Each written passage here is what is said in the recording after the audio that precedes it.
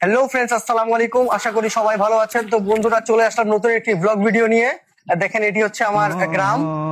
এই দেখেন বন্ধুরা, আমার একটি বোকাচোদা ফ্রেন্ড। কি খবর তোর? তোরে আমি কিছু বলছি? কেন রে, কি হলো? না না, আমি তোরে কিছু বলছি নাকি?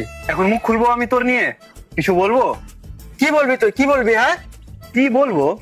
তবে তুই যে 4 বছর ভিডিও বানাইলি, কি লাভ হইলো? তুই কি ছিলি ভিডিও বানায়? আমি তো বুঝলাম না। আমি 4 বছর যা করলাম। তুই কি করলি? তুইও তো 4 বছর সুমাইয়ার পিছনে কাটাইলি।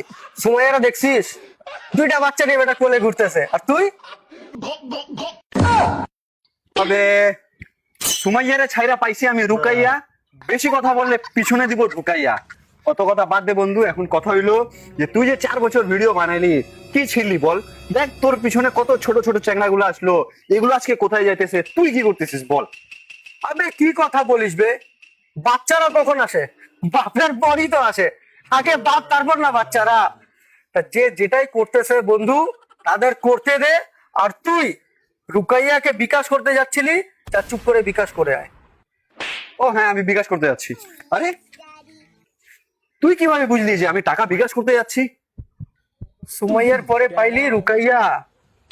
ফেসবুকে একটু চ্যাটিং সাবধানে করিস, ওটা তোর বন্ধুর धोखा खा चुका हूँ।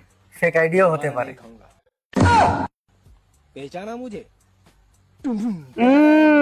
সুমাইয়ার পরে পাইলি রুকাইয়া। কেমন দিলাম ঢুকাইয়া, এখন যা এখান থেকে পলাইয়া।